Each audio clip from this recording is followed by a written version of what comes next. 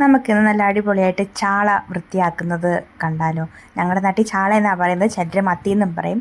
അപ്പോൾ തുടങ്ങാം.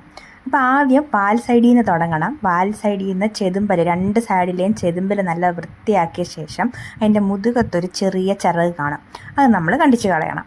പിന്നെ അതിൻ്റെ തിരിച്ച് വെച്ചിട്ട് അതിൻ്റെ വാലിൻ്റെ താഴെയായിട്ട് ഒരു ചെറിയൊരു ചിറകുണ്ട്, അതും കണ്ടിച്ച് കളയണം. പിന്നെ വാലങ്ങ് മുറിച്ചേക്കണം. അത് കഴിഞ്ഞിട്ട് നേരെ അതിൻ്റെ തലഭാഗത്ത് അതിൻ്റെ ചെകിളയെന്നാണ് നമ്മൾ പറയുന്നത്, ചെകിള അങ്ങോട്ട് ഇച്ചിരി അങ്ങോട്ട് ഇളക്കി അവിടെ ഒരു കട്ടിക്കൊരു സംഭവമുണ്ട്, അതും കൂടി ചേർത്തങ്ങ് തല കണ്ടിച്ച് കളയണം. പിന്നെ അതിൻ്റെ വയറുഭാഗം കയറി അതിനകത്തുള്ള അഴുക്കെല്ലാം എടുത്ത് കളയണം. ഇതിനകത്തൊരു കറുത്തൊരു അഴുക്ക് കാണും, എനിക്കതിഷ്ടമല്ല, അതുകൊണ്ട് ഞാൻ അതും കൂടി ചേർത്താണ് നല്ല അങ്ങ് വൃത്തിയാക്കി എടുക്കുന്നത്. അപ്പോൾ ഇങ്ങനെയാണ് ഫുള്ള് വൃത്തിയാക്കിയിട്ട് എടുക്കണം. ചാള റെഡി.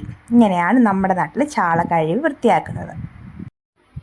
ഇനി ഒരു ചാളയും കൂടി നമുക്ക് വൃത്തിയാക്കി നോക്കിയാലോ. ഒരെണ്ണം കൂടി എടുത്ത് ഞാൻ പറഞ്ഞ പോലെ ചെകിളയെല്ലാം കളഞ്ഞ് അതിൻ്റെ രണ്ട് ഭാഗത്തെയും ചിറകും വാലും എല്ലാം കട്ട് ചെയ്യണം. പിന്നെ ചിലർ ഞാൻ കണ്ടിട്ടുണ്ട് ഇതിൻ്റെ തല ഒരു പകുതി, അതിൻ്റെ ഒരു കഴുത്തെന്നൊക്കെ പറയുന്ന പോലെ കുറച്ച് മാംസം അതിൻ്റെ തലയുടെ അവിടെയും കൂടി ഉണ്ട്, അതും കൂടി ചേർത്ത് കണ്ടിച്ച് കളയുന്നത്. നമ്മൾ ഈ ചൂരയൊക്കെ വെട്ടുമ്പോൾ ചിലർ കണ്ടിട്ടില്ലേ, ചിലർ ഇച്ചിരി മാംസം വെച്ച് വെട്ടും, ചിലർ ഇങ്ങനെ കുഴിച്ച് വെട്ടും.